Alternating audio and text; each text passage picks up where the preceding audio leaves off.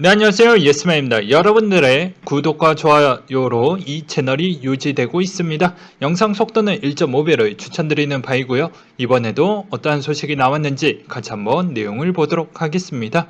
네, 원유에 대한 소식을 한번 가지고 와봤는데요. 같이 한번 보도록 하겠습니다.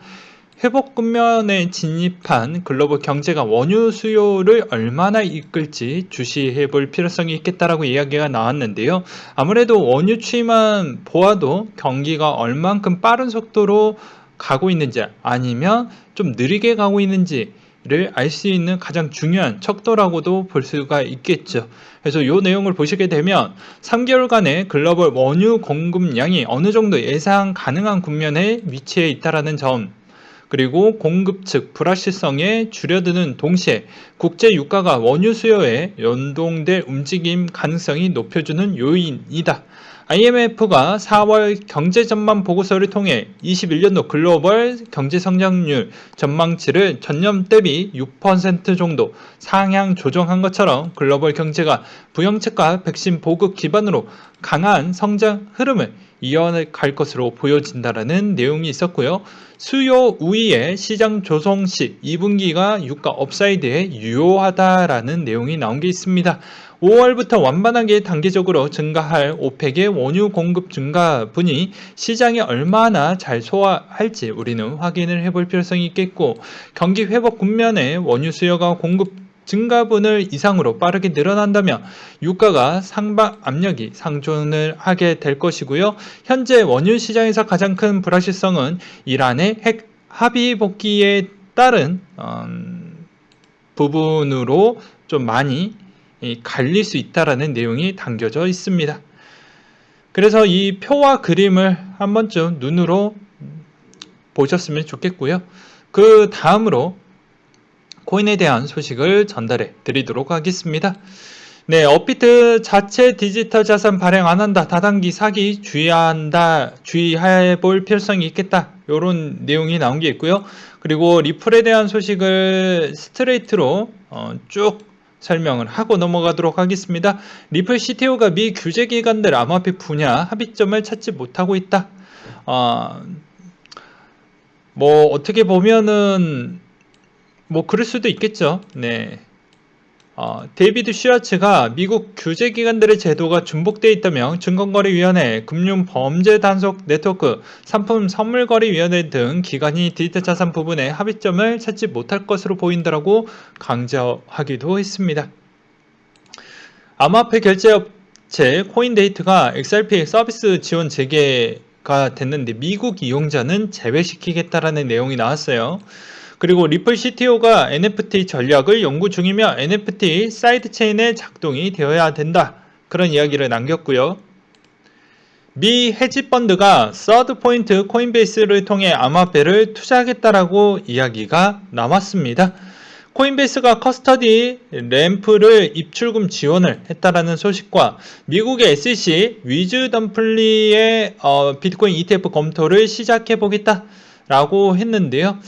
아마 5월달 정도에서 ETF에 대한 언급으로 인해서 이 시장의 판도가 또 한 번 위로 갈지 아래로 갈지 강력한 부분이라고 볼 수가 있습니다. 상당히 상징적이고 의미가 높죠. 그렇기 때문에 시장의 영향력이 상당히 클 것이다. 근데 현물에 미친 영향은 생각보다 좀 덜할 수는 있겠지만 장기적으로 보았을 때 여러 가지 상품 부분이 확장판이 미국에서 이루어질 수 있다라는 측면을 공식적으로 인정을 하는 시점이기 때문에 상당히 의미가 있고, 그만큼 시장의 상승 동력의 거의 시발점을 만들어줄 수 있는 계기가 되기 때문에 제가 그만큼 이 ETF를 챙겨보는 이유가 그런 거라고 보시면 될 것 같습니다. 그리고 SHBC가 마이크로 스트래티지 거래 블랙리스트를 포함을 시켰다고 하는데, 아무래도 자본금 대비 그 이상으로 마이크로 스트래티지가 가장 초고 위험 상품에 투자를 했기 때문에 아무래도 HBC 입장에서는 여러 가지에 대한 리스크를 좀 줄이고자 해서 이런 선택을 좀 하지 않았을까라는 생각이 들기도 했었고요. 그리고 호주 결제 기업 노바티가 리플렛 활용 개시를 보고를 했다라고 나온 게 있습니다. 근데 이건 의미가 없어요. 전체 XRP에 대한 총 거래소의 거래량 대비보다는 아직 미치지 못하고 있기 때문에 그렇게 썩 이게 호재라고 보여지진 않습니다. 정말 호재라고 한다라고 하면, 정말 ODL로 인해서 승부를 보고 이걸 미래지향적으로 본다라고 하면 어느 시점으로 봐야 되냐면요, 총 거래소에 나오는 거래량을 제외하고 순수 ODL 자체에서 나오는 양이 중요한 거라고 보시면 될 것 같습니다.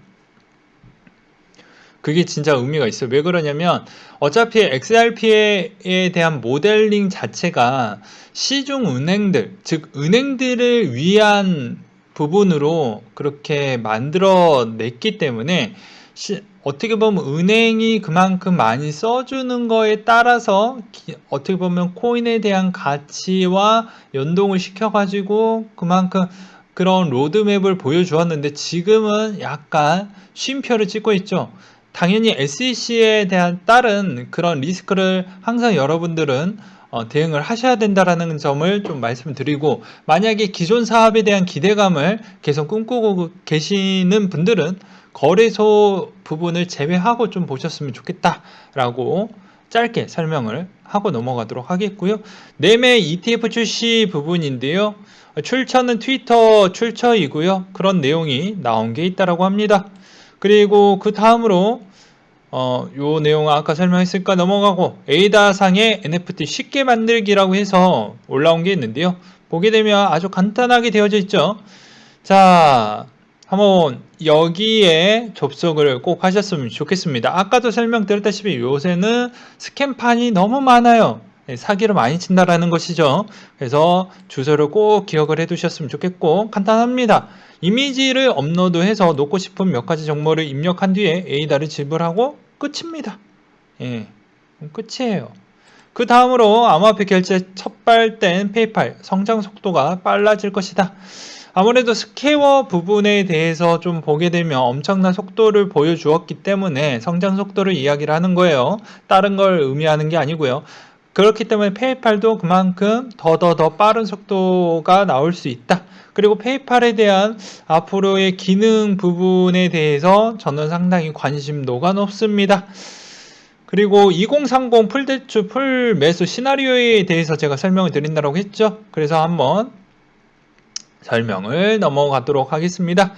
자, 과거에서 지금까지 회사 분위기를 한번 보도록 하겠다. 일단 공부자 한다라는 이공계생이 있는데 투자의 투도 모르고 할 줄 아는 재테크는 삼성전자 매수, 예금 접근이 전부였다. 사원이고 팀장이고 할 거 없이 코인 뭐 사야 하냐, 리플이냐, 토렌트냐 라고 해서 뽕맞듯이 주식쟁이들, 투자들 다 모르고 그냥 뛰어들고 있다. 이게 바로 2주일 전 이야기이다. 수익이 나기 시작하니까 예금 접근 깨고 사람들이 등장하고 그 돈에 코인 받는 사람이 등장하기 시작을 했으며, 내가 하면 안 된다라고 말려도 이미 자기들이 들은 거와 본 것에 이미 눈이 돌아갔다라고 보면 되죠. 이미 중독이나 아니면 벌써 무언가에 쉬었다라고 볼 수가 있게 되겠습니다. 며칠 뒤에 업무 중에 졸기 시작을 하면서 왜 그러냐 물어봤더니 새벽에 코인 하다가 잠을 못 잤다. 아무래도 이제 그만큼 집중을 하면서 따라가겠다라는 거죠. 이렇게 돈을 많이 번 사람들이 주변에서 야, 나 돈 벌었어 이렇게 자꾸 귀에다가 소곤소곤 넣어주니까 그것에 다 휘말리고 있다라고 저는 보고 있습니다. 그러니까 즉 군중 심리가 상당히 중요하죠. 내 마음의 기준, 그리고 내 전략의 기준이 흔들리지 않게끔 어떻게 보면 눈을 막고 귀도 막아야 되는데, 물론 이제 분석이 끝났다라는 전제 조건 하에 그렇게 해야 되는 거 맞습니다. 그리고 결과를 기다려야 되겠죠. 그 결과가 어떻게 나왔던 간에 다 받아들여야 됩니다. 성공하면 땡큐고, 만약에 실패를 하면 실패를 할 수 있는 경우의 수에 그걸 방어할 수 있는 그 전략도 같이 세워두라고 이야기를 했죠. 그런 마음의 자세가 다 되신 분들만 한해서 눈도 맞고 귀도 맞는 것이지, 이미 대충대충 분석하고 대충대충 내용 파악하고 한 뒤에 그런 형태로 자기 인생을 올인해서 시간을 좀 기다렸다가 이도저도 안 된다. 그럼 정말로 피해가 커지게 될 것입니다. 그 점을 꼭 기억을 해 두셨으면 좋겠고요.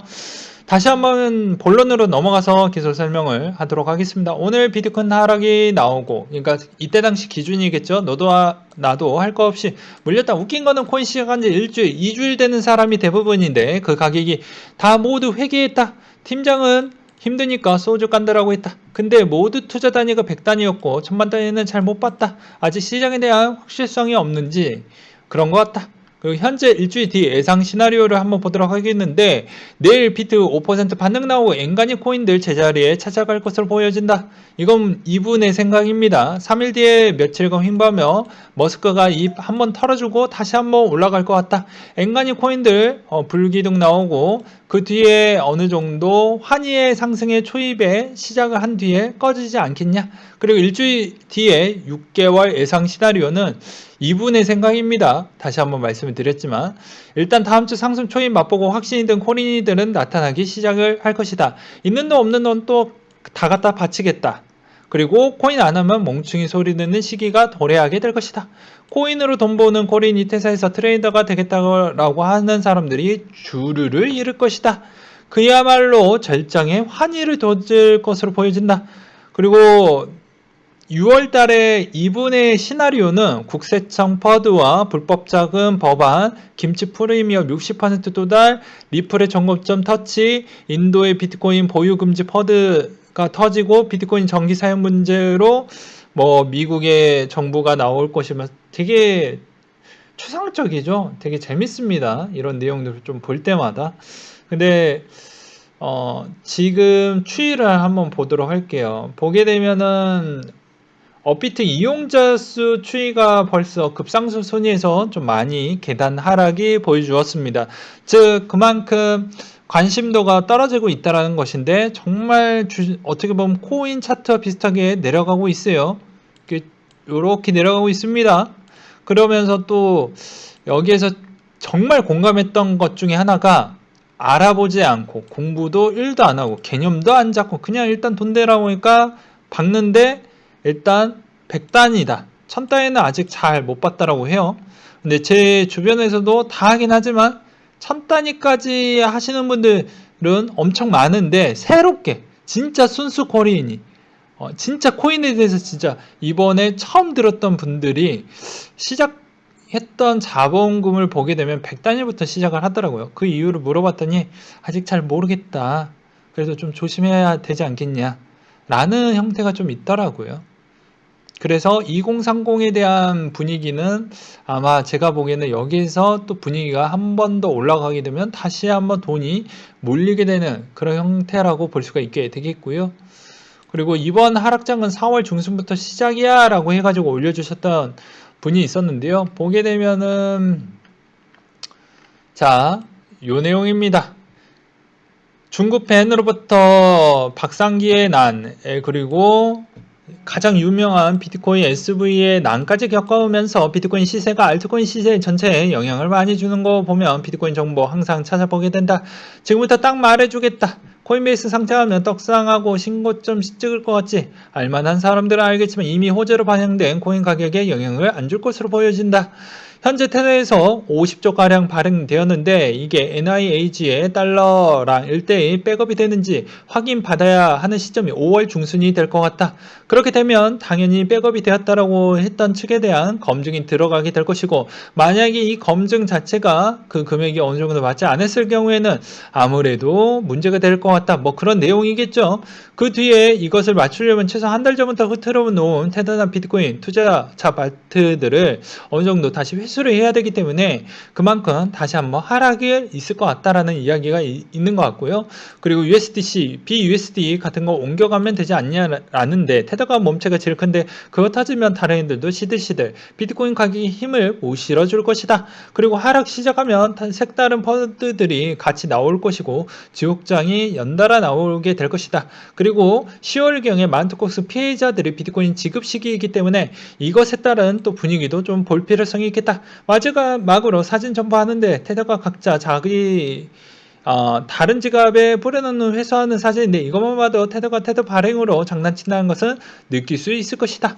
이것도 아주 옛날에 제 기억이 지금도 나네요. 2018년도 3월 달에 거의 스팀이 돼서 정리됐던 1부, 2부, 3부 해가지고 3부작으로 나왔던 테더 부분에서 장난치는 방법 해가지고 올려놨던 내용이 있었습니다. 물론 지금의 테더가 아직까지도 방어를 잘 했던 이유는 돈을 빼서 가장 유명한, 가장 저명한 그런 인맥으로 메웠다라고 보시면 돼요. 그래서 판사급에 대한 변호사를 다 선임을 해서 인맥으로 다 찍어 눌렀다라고 보시면 될 것 같습니다. 그래서 가볍게 벌금이나 그 정도로 끝냈던 부분인데, 과연 이 두 분이 이야기했던 대로 이런 방향으로 갈지 아니면 또 다른 방향으로 갈지 매우 재밌어지는 코인판 시장이라고 볼 수가 있게 되겠습니다. 네, 그 다음으로 4월에 또 첫 시작하기 전에 미리 알아야 둬야 되겠죠. 그래서 또 캘린더를 준비를 해보았는데 11일 날 있는 내용은 없고 그냥 4월 중에 두 개가 있습니다. IMF 세계 경제 전망 내용인데요. 보게 되면 연이에 하고 4월달하고 10월달에 한다고 합니다. 전망치를 발표하고 1월 7월에는 수정 보고서가 나온다는 걸 상식으로 알고 계셨으면 좋겠고요. 에너지 얼라이언스를 출범을 한다고 하네요. 그리고 엔비디아에 대한 내용이 나온다고 하는데 이 엔비디아는 상당히 우리한테도 중요합니다. 비디오 카드는 채굴 부분이죠. 그래서 한번 보고 넘어가도록 하겠는데요. AI 컨퍼런스 온라인으로 진행되는 GPU 테크놀로지 컨퍼런스 내용과 AI, 데이터 사이언스, 고성능 컴퓨팅, 그래픽, 오토노머스 머신 분야 등의 연구를 지원하겠다. 오펙의 원유 시장 보고서가 13일날 나오고요. 14일까지 이어지는 부분이고 페이지북 공개가 되기 때문에 이 부분 여러분들도 꼭 챙겨보셨으면 좋겠습니다. 그 다음으로 한국의 금융통화위원회가 아무래도 동결을 할 것 같고 물가 상승률을 아마 상향치로 마무리가 되지 않을까라고 하는데, 한편으로는 백신에 대한 불확실성이 많이 나오고 있는 이 시점에서 어떻게 한국에 대한 경제를 극복을 해 나갈지 전 매우 궁금해진다라는 부분과, 그리고 16일 부분에 있어서 전세계 특별여행주의보 연장 마감 부분이 있다라고 합니다. 그리고 4월 중에 중국의 중앙정치국회의가 열린다고 하는데, 중국 공산당 중앙정치국 회의로 경제, 외교, 국방 그리고 주요 정책에 대한 의사결정을 내리는 아주 중요한 날이라고 볼 수가 있겠고요. 저는 또 인터넷이 안 될 확률이 매우 높다라고 볼 수가 있게 되겠습니다. 그 다음으로 질병의 방역, 경기 상황을 보고 향후 정책적 방향도 논의를 같이 한다라는 내용이 담겨져 있으니 이 점을 참고하셨으면 좋겠고요. 네, 그 다음으로 코인 스케줄 빼먹으면 안 되겠죠. 아이콘이 4월 14일 또 밸런스드 에어드랍을 한다라고 합니다. 근데 이게 제대로 될지는 모르겠어요. 그리고 이렇게 존재하지 않는 이미지로 나온 건 제 인터넷이 그렇게 상태가 고르지 못한다는 점을 다시 한번 죄송하다라고 말씀을 드리고 싶고요. 그 다음으로 보게 되면 트위터 히스토리도 한번 참고하셨으면 좋겠고요. 이런 메인넷 런치도 보일 수가 있겠습니다. 그래서 보게 되면은 쭉쭉쭉 내려서 보게 되면 뭐 이런 추가 업데이트 내용도 있으니 좀 잘 보셨으면 좋겠고요. 그 다음으로 코인베이스가 4월 14일 과연 어떤 방향으로 갈지 저도 매우 궁금해지고요. 이더리움 베를리 하드포크 예정도 있으며 아이오타가 메인넷이 있다 보니까 아이오타가 요새 화력이 좋습니다. 21일 날이고요. 그리고 세타가 25일 날 추정입니다. NFT 무언가 나올 것이다 라는 내용이 있고요. 퀀텀에 하드포크가 있어서 요새 퀀텀이 그렇게 많이 안 밀리고 있는 실정입니다. 그리고 백신 요건의 4월 중에 대한 출시 예정이 남겨져 있는데 요거는 그 다음 시간에 제가 한번 준비를 해보도록 하겠고요. 그리고 바이낸스 코인 4월달 15번째 소각인데 4월 18일에 하고 그 다음은 7월달이에요. 매 달마다 하는 게 아닙니다. 네. 그리고 여기에서 비트코인 5월 3일 CME 비트코인 마이크로 비트코인 선물 출시 예정을 갖고 있다라고 하네요. 그래서 하나의 비트코인 크기의 10분의 1 정도, 그러니까 거래 비중이 더 많은 거래량을 하기 위해서 약간의 CME 쪽에서 잔머리를 좀 냈다라고 볼 수가 있게 되겠습니다. 그리고 유니스왑이 메인넷을 하겠다라는 내용이 있네요. 뭐 이 정도까지만 보고 오늘 마무리를 지어보도록 하겠습니다. 유익했다면 좋아요, 구독 꼭 많은 힘이 되기 때문에 한 번쯤 어렵지 않잖아요. 해주셨으면 정말 깊이 감사드리겠습니다.